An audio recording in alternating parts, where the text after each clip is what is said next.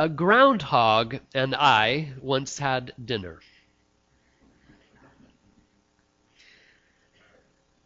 As part of my ministerial training, we were required to spend a 24-hour period, at least 24 hours, in silent retreat, apart from the world, apart from our loved ones, and hopefully apart from our own home, where there were plenty of distractions.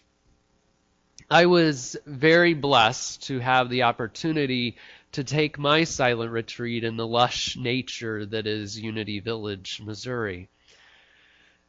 I arrived at the cottage in the woods, and a deer greeted me as I unpacked my car. Now, I had been in class. We'd been talking about prayer and meditation. I've meditated for years, but nothing like that long period of time.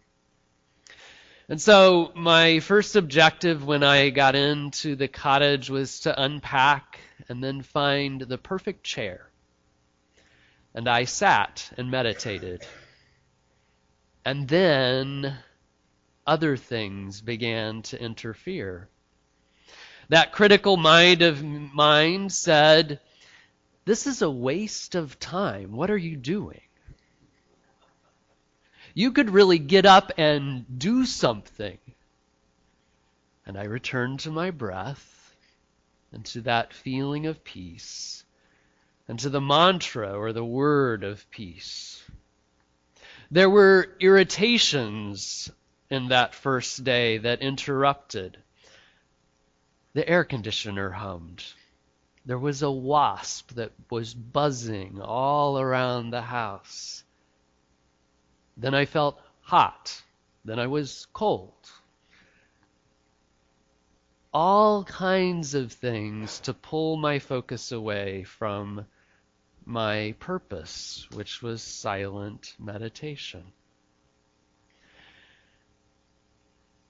By the end of that first evening, I was sort of stir crazy at times. Sometimes it would work very, very well. I was calm. But by evening, my body wanted to do something. So I got up to prepare my dinner. I'd brought all the food I needed for the weekend. And I decided that my dinner in silence could also be meditation. So I sat down after my food was prepared at the table and began slowly and deliberately chewing my food. And I looked up. Just out the window sat a groundhog, standing on its hind legs, slowly and deliberately eating his food, staring right at me. So that's why I say I had dinner with a groundhog. We often think of a groundhog as a symbol of spring, of awakening. And I've since learned that the groundhog is also a symbol, because it goes underground, of those deeper states of consciousness, the very thing that I wanted to explore. And I could go deeper. I could go deeper like the groundhog. This morning I want to talk about the Unity practice of prayer and meditation, and we'll talk about Unity people, all of us as a people of prayer. Unity people have been praying for more than 125 years, and this year Silent Unity is celebrating its 125th anniversary. Today, all of us can still call Silent Unity or contact them by a text or an email and know that someone is praying with us, that consciousness of prayer continues the same way it did for the people who gathered together 125 years ago. So today we'll talk about this process of meditation, what it can look like for each of us. In 1886, Myrtle Fillmore lived in Kansas City with her husband, her 2 young sons, and her mother-in-law, Mary Georgiana Fillmore. But Myrtle Fillmore felt weak, ill-prepared to even go on. There was a question if she would even live. Things looked pretty dire for the Fillmore family in 1886, but friends had urged her to attend a lecture by a man named E.B. Weeks. He was a guest lecturer visiting Kansas City. And she and Charles went to hear that lecture, and Myrtle came away with a renewed faith and a new way to pray. She had changed her mind about her situation. She came to understand that she was a child of God and that she didn't inherit this illness. I want to read to you some of the words that she actually used in her process. She talked about that pain that she experienced. She said that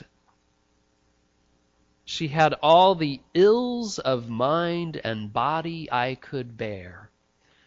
Years later, people would talk about the tuberculosis that she experienced, but no doubt there were other things going on with Myrtle as well.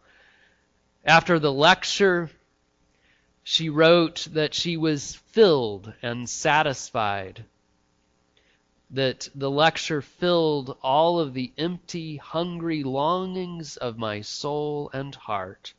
And she began daily prayer and meditation with the life of God as her focus, talking to every life center in her body. And it was a wonderful time. She says, I was awakened to the truth that God is my Father and that I inherit from Him only that which is good. She explained, my body temple had literally been transformed by the renewing of my mind. And 2 years later, she pronounced herself healed. What Myrtle was doing was following her understanding of that healing process that Jesus and the early Christians used. Now, I admire Myrtle because she seems like an ordinary woman who did something very extraordinary. She began to teach this process, and she had adopted a process that stretches all the way back to the early Christian church and is found in other world religions as well. We might say that prayer is simply communicating with God, talking and listening to the divine. Some folks might say that prayer is talking to God and meditation is listening to God. Today we're going to talk more about the listening part. And of course, there are many ways to pray. You might be asking. You might be praying for others. You might simply be experiencing that presence of God, giving thanks or meditating. And in unity, it's interesting. We tend to follow two types of prayer. You might not think of it like this, but praying with God, or scientific prayer. You might also say that's experiencing God. And prayer as God, meaning God in you, the experience of the mystical or communion prayer. And we could say that all of the ways to pray lead to a very balanced prayer life. So why would you want to meditate? You know, today there are programs that teach children to meditate, prisoners to meditate, senior citizens in nursing homes to meditate. All over the world, people are meditating. There are various scientific reasons that are being explored and practical benefits that aren't even religious. Dr. Herbert Benson is an American cardiologist, and he wanted to study how the body changed during meditation. He actually led a study of a group of Tibetan monks. So imagine this, a group of Tibetan monks flown to Boston, And they set the Tibetan monks in a room cooled to 40 degrees Fahrenheit. So a cold room. They attach all the electrodes so they can monitor the body. Not sure how you could meditate after all that.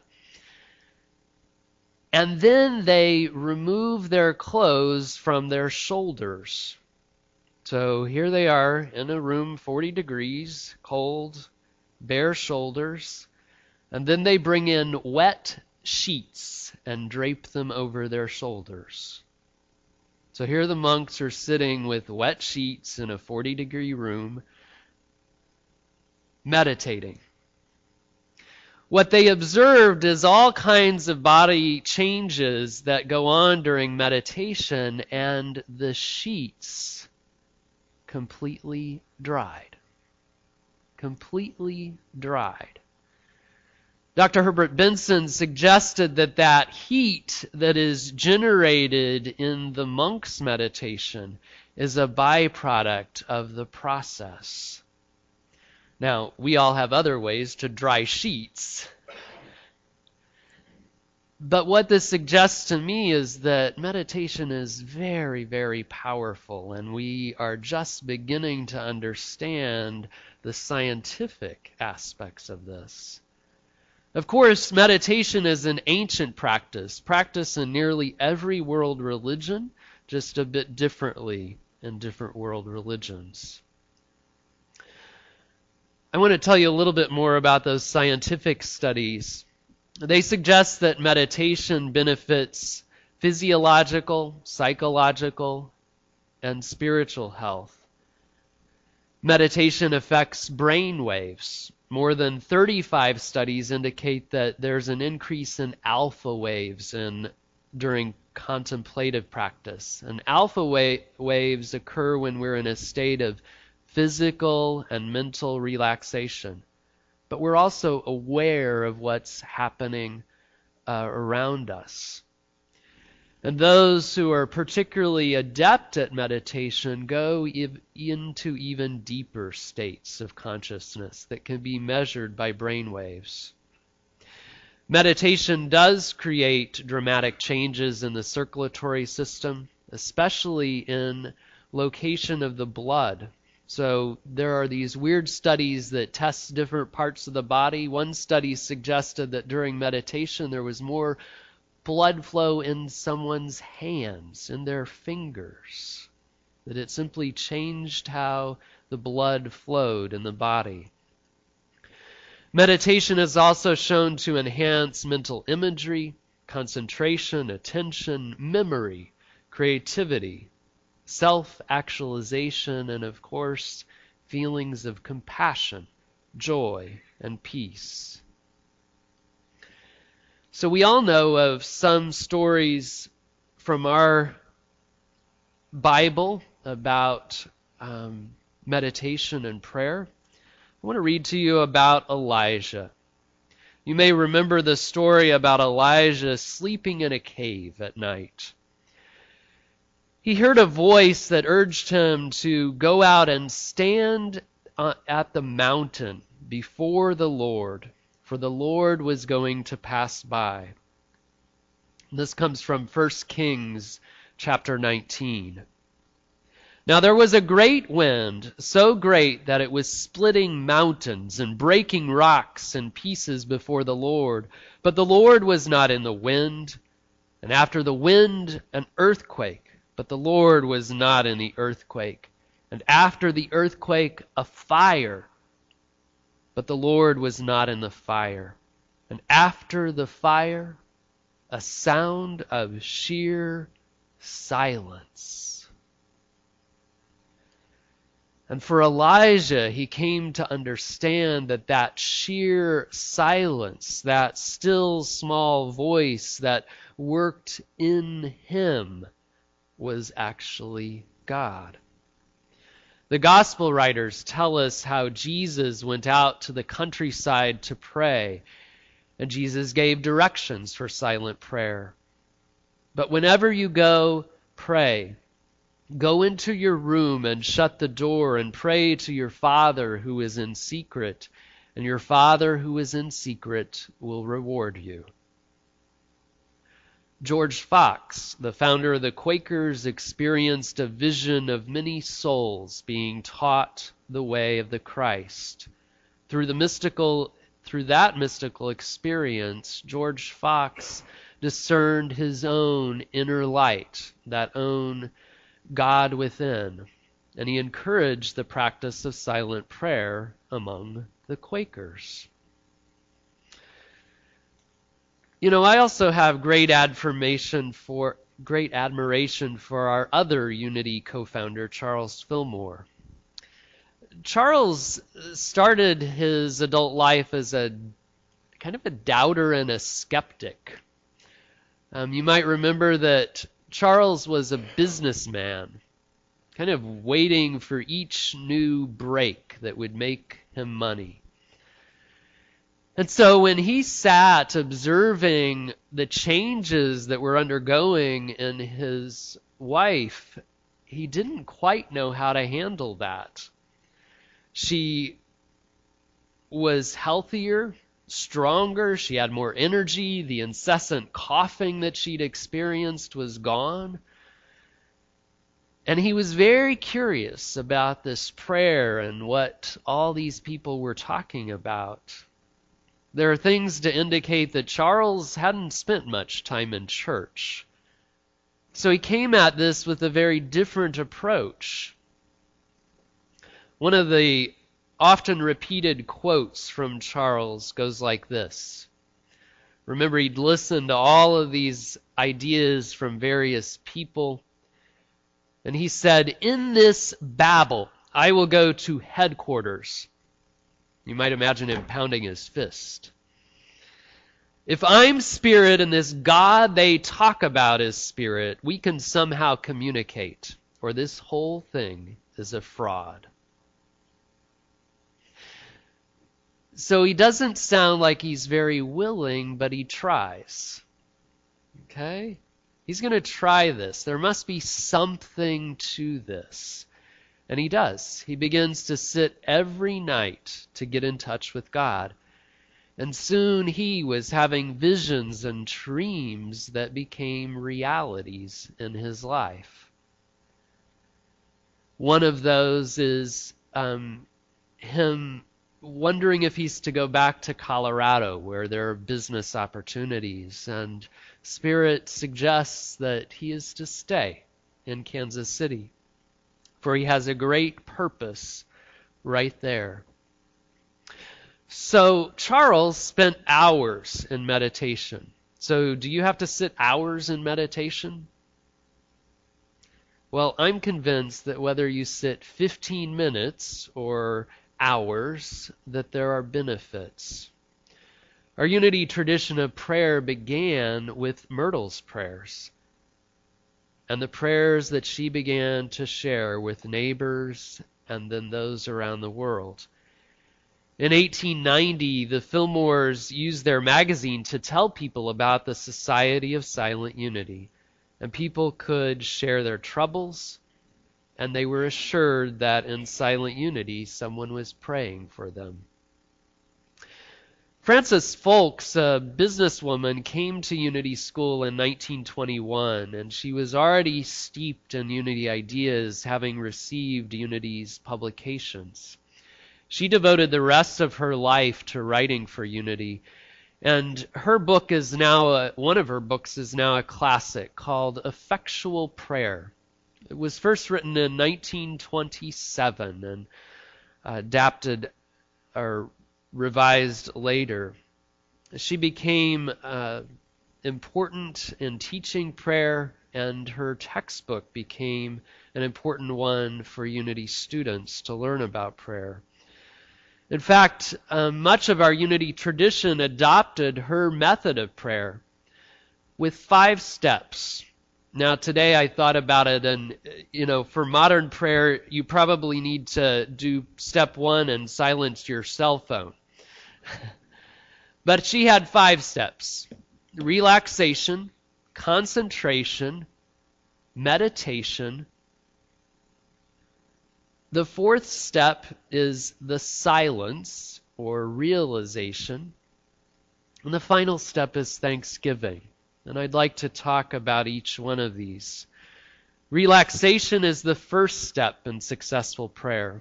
Resting the body assists us to enter into meaningful communion with God. And this step might include releasing the tension in our body and visualizing, deep breathing, repeating a mantra or a phrase that's special just to you. And we can often use our breath to unwind. Even in the midst of your workday, you can do this. Concentration is the second step. This is an exclusive attention, a close mental action. It's a period of prolonged, stilled focus on divine ideas or one divine idea. Abundance, wholeness, wisdom, faith, understanding, those are all divine ideas. You might use an affirmation to concentrate on. Francis Folks actually suggested concentrate on holy thoughts and build them strong within. These new thoughts which we use do not come from the intellect, but from the superconscious or the Christ mind.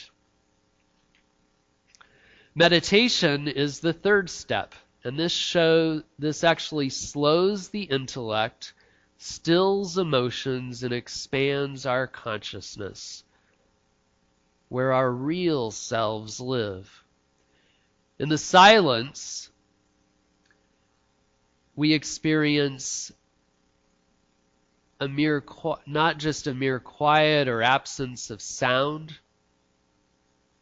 It's a state of consciousness, a communion with the divine. So early Unity teachers wrote about the silence with a capital S. Mary Alice and Richard Jaffola explained, in the silence we simply rest in the exquisite sense of the presence of God. The silence may even lead to realization. Realization, of course, is coming to understand something clearly, like an inner conviction.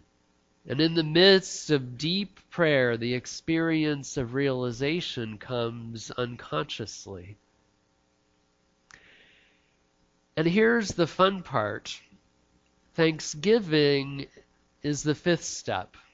And with deep meditation, thanksgiving seems only natural. It's that grateful acknowledgement for the experience, for that powerful experience of the Spirit of love. So would you say Unity people are people of prayer? Yeah. And prayer and meditation are individual practices, but we can also pray collectively as we've done this morning and as we'll do in our meditation time. But your prayers are prayers that only you can do. It's between you and God. So let's go through those steps again. And you might think about moving through these steps. We relax, we sit, and sitting is generally recommended for meditation. Generally, people close their eyes. We concentrate, we quiet our mind, and we begin to focus our thoughts on a spiritual quality, on the God of our understanding. We meditate as step 3. We open our mind and our receptive heart, and we feel the presence of God's love. We embrace the silence as step 4, and we rest in the awareness of our connection with God. We allow that realization to permeate our being, and we give thanks. During my silent retreats at Unity Village, I came to understand that the answers were within me. I just had to dig deeper, like that groundhog. I refocused my purpose, and I actually gained a renewed interest in prayer and meditation in that process. Today I realize that prayer and meditation is as important to me as exercise or eating healthy. It's one way that I adapt as changes come in my life, as the ground seems to move underneath me. Meditation keeps me focused on my purpose and my purpose in expressing God through me. So I encourage you, each of you, to explore meditation.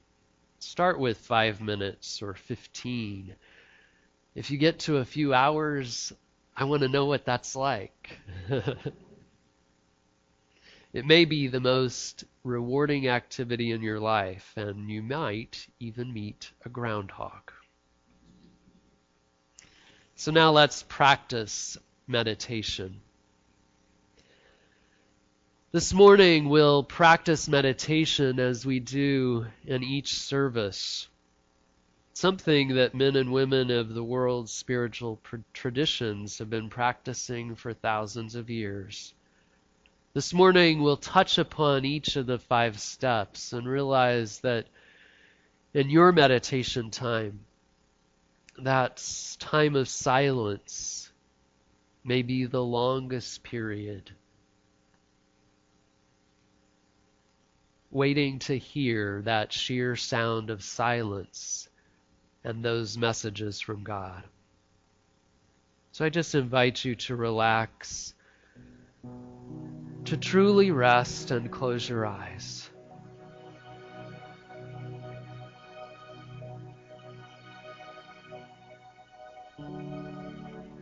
This morning I invite you to allow these words to be the words of your own heart.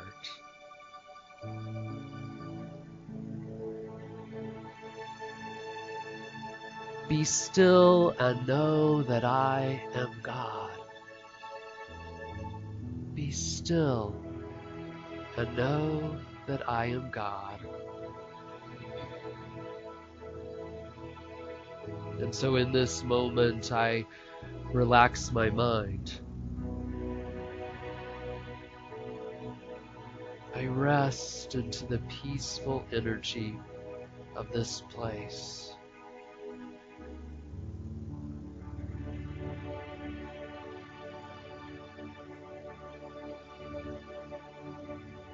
I let go of any tension in my shoulders and neck.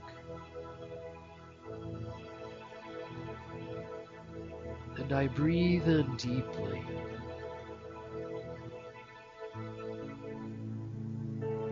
As I exhale, I let go. And I'm comforted by the way of spirit.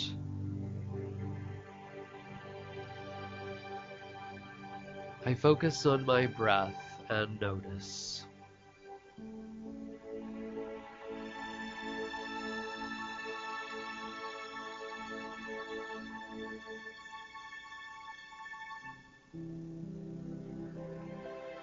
And I will say to my soul, Soul, you have ample goods laid up for many years. Relax, eat, drink, and be merry. And I will say to my soul, Soul, you have ample goods laid up for many years. Relax, eat, drink, and be merry.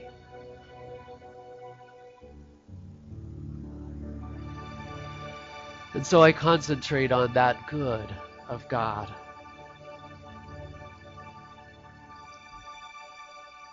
For the substance of spirit, that base that underlies all is available to me.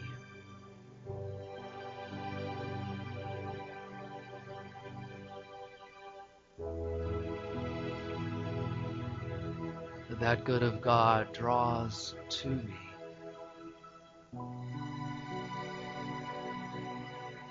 I draw wisdom and understanding. I draw new ideas, and answers shine clearly as I'm guided by Spirit. I breathe in and out and listen.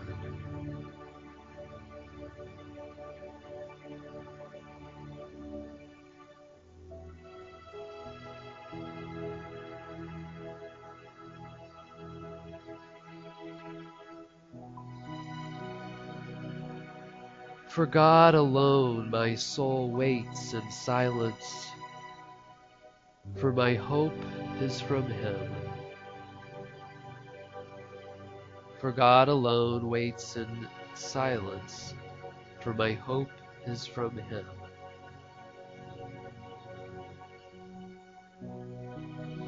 And so in meditation I cease my intellect.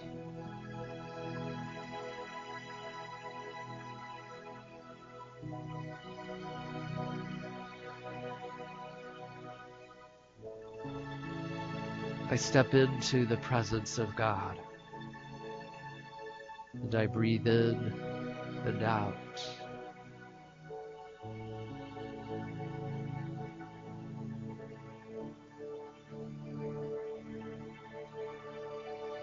God was the sound of sheer silence. God was the sound of sheer silence.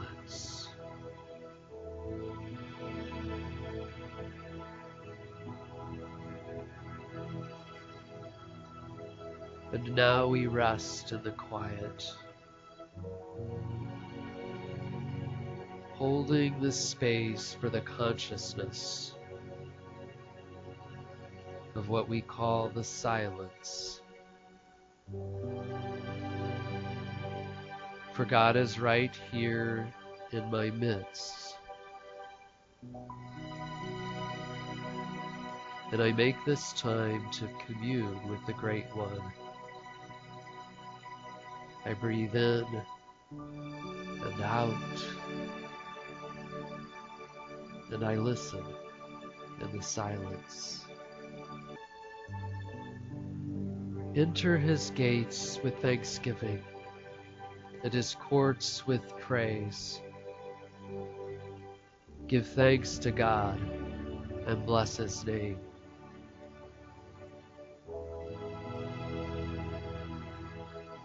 This morning we give thanks for the Spirit of God, for the Christ in each of us.